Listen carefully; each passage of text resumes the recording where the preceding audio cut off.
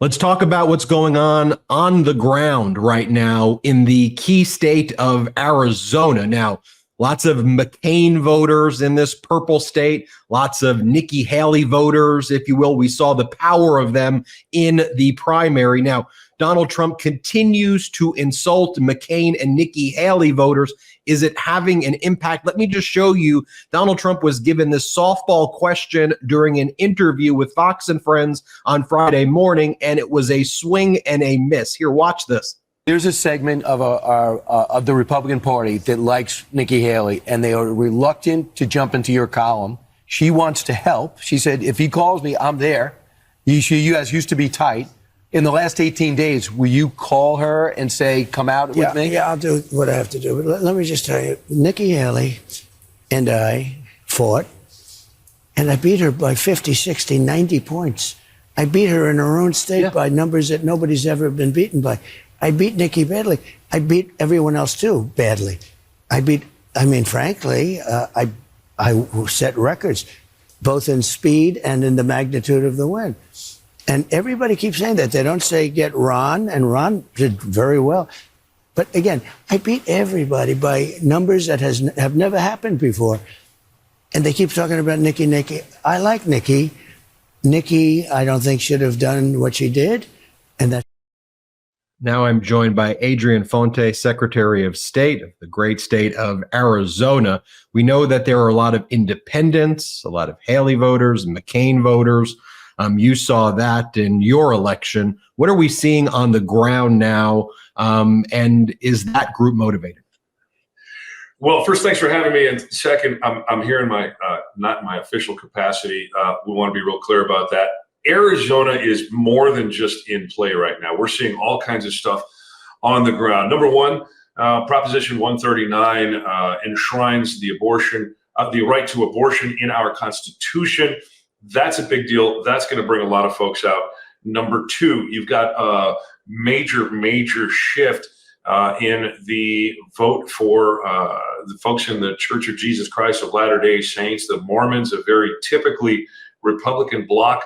Mesa Mayor John Giles, a prominent Mormon member of that church, and Ambassador Jeff Flake, former senator here from Arizona, have both endorsed Vice President Harris. That's a big deal. That's about 6.5% of our voters in Arizona. They pull 1% or 2% from one side to the other.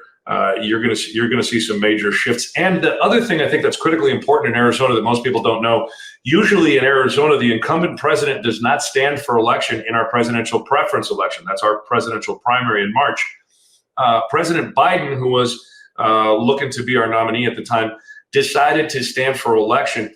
The state Democratic Party did that. And instead of waiting until May to start opening field offices in the Grand Canyon state, the Democrats ended up doing it last December. So we've got almost 6 months more of a ground game build on what is now Vice President Harris's nomination side of things. So that entire set of circumstances is really putting the Grand Canyon state in play. I want to talk about all of that. Let's break it down. First, with the division right now within the Latter-day Saints community, Donald Trump's been making a number of missteps. First off, the vile and disgusting rhetoric. He goes into churches and starts cursing, the way he talks about women, the way he just talks about people in general, but also as it relates to the Latter-day Saints community. I mean, just things like this, selling Latter-day Saints for Trump white coffee mugs, Latter-day Saints for Trump koozies over here. And then you have the endorsements of Vice President Kamala Harris by some prominent Mormons within the state. Former Republican Senator Jeff Flake, John Giles, the mayor of Mesa, Arizona. You think that's all having a factor right now in the election? I absolutely believe that it is. We have, so we've seen every once in a while a Democratic candidate will get, Republicans for X. There was Republicans for Biden. Heck, there was a lot of Republicans for Fontes back in 2022. This time, though, interesting, we have two different groups. One is Arizona Republicans for Harris Waltz, and then there's an Arizona Conservatives for Harris Waltz, a completely separate organization. So what we're seeing is something that I can't say that we've seen in a long time here in the Grand Canyon State. And honestly, I think the polling is way off. We've seen a real bump in younger folks registering to vote. And when you really look at it, and I know folks have talked about this, the Gen Zers and those very young new voters, they're not getting polled. They're not getting included in any of the numbers. And let's not forget, in 2020, Joseph Robinette Biden won Arizona by just less than 11,000 votes. It's a very tight space for either of the campaigns, and it's going to be very interesting to watch as we move forward. Okay, so factor one, Latter-day Saints, now divided, used to be a kind of consistent Republican, although now it's MAGA. I don't even know what the Republican Party, the MAGA used to be Republican. Now you see some division there. You mentioned Prop 139. It would make a constitutional right for women's reproductive rights, essentially codifying Roe v. Wade. I think it was when this was being put on the ballot, it was a wild number for referendum signatures, prop signatures, like 1 in 7 Arizonans signed it, or as Donald Trump refers to them, Ara-Eurasians or something. But what do you make of this prop? Remind our viewers what it kind of codifies and how big of an impact is it going to be? Well, if 139 here in Azurasia, or whatever we're going to call it, passes, we're going to have a constitutional right for women to decide what they do with their own bodies. It is an important piece of the puzzle when you look to a number that was critical that you mentioned, and that is that once you see, what we do is we've got a great citizen legislature here in Arizona. We get to make our own laws. A lot of out west states do. Many other states don't have this. People will present a proposition. Folks will sign the petition. That starts at the Secretary of State's office, and then we send those signatures to the counties for verification. The numbers that we saw were off the charts. The prior record-holding initiative garnered a raw 500,000 signatures in Arizona, which was way more than the 368,000 that was necessary. This one got almost 900,000 signatures. We're talking about astronomical numbers. And when we meted out and ferreted out the good signatures or double signatures, any of that stuff, we ended up with something nearly 1 in 7 Arizona voters, 1 in 7 registered voters signed the petition to put this thing on the ballot. It is wildly popular in the Grand Canyon State. And let's not forget one important factor when it comes to the right to abortion.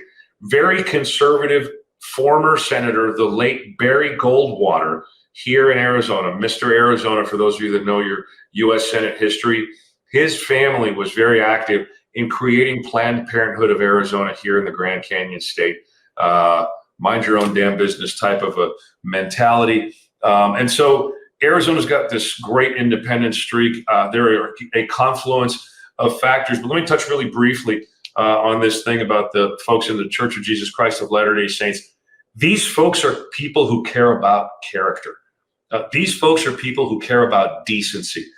These folks are people who, and I love serving with so many of them who are elected officials, having them as friends and neighbors and associates. Really, there are, I won't say very fine people because that phrase has connotations that I don't like. They're great people, and they don't like bad folks. They don't like bullies. They're decent. They're very, very American in their way of thinking about things.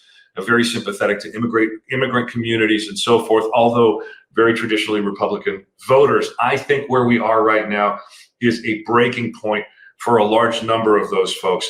And I also believe that these are folks who are not being included in a lot of the polling. And again, I think they make up something in the neighborhood of about 6.5% of Arizona's total voters. So pay close attention to some of those communities in the eastern part of Maricopa County, southeastern part, sort of the strongholds there, and out in eastern Arizona. It's going to be very interesting. Well, look, we saw during the primaries how the 538 averages were consistently wrong in their overestimation of Donald Trump's support in swing states. We saw in some states being wrong saying that Donald Trump was going to get extra support by about 15 points, in some states 20 points. And to your point, I just think we have a realignment of the American political atmosphere where you've got pro-democracy, pro-character, pro-normalcy. And then on the other hand, you've got Donald Trump and MAGA, and people are kind of into one or the other. And when polls take the raw data, first off, to your point, are they even getting to the right people to begin with? But then even once they get their 600 or 1,000 sample, what are they doing to extrapolate out? And they are using modalities from 2020 and 2016 and not your post-row metrics. And I think that's what we're seeing. But anyway, let's talk about this. You talked about the Latter-day Saints factor. You talked about the Prop 139 factor. Let's talk about the Latino vote. There's been a lot of conversation about that. You know, I saw the two town halls, Vice President Kamala Harris doing a normal town hall on Univision, thoughtfully answering the questions there. And then when Donald Trump was asked by the various people at that town hall about January 6th, about what Donald Trump says will be very bloody deportations, re-invoking the Alien Enemies Act, where he will rip Americans out of their homes, even if they're here lawfully, separate families in other circumstances, send the military against people. But here is one of the moments from this town hall. Let's show it, Salty. They thought the election was a rigged election, and that's why they came. Ashley Babbitt was killed. Nobody was killed. There were no guns down there. But that was a day of love from the standpoint of the millions. It's like hundreds of thousands. It could have been the way I used the water, the sand, the mixing of the sand and the water. I mean, many different, but I've had many awards over the years for environmental, the way I've built, because you know about.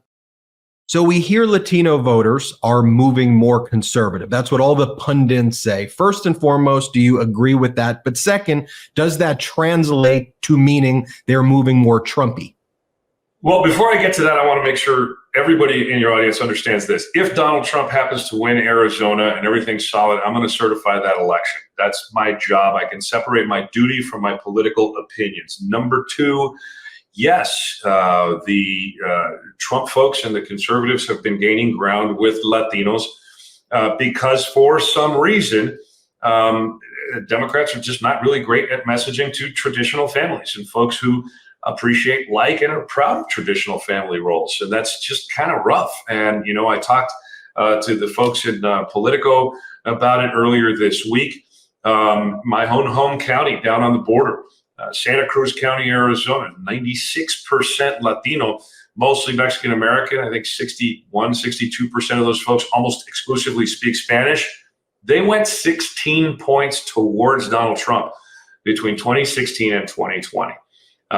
Democrats have to do better with my demographic, with my people. As to that clip that you saw, that guy with the head nod, you know, that's the way I look at my kids when they're trying to feed me a line. I don't think the former president did himself any good.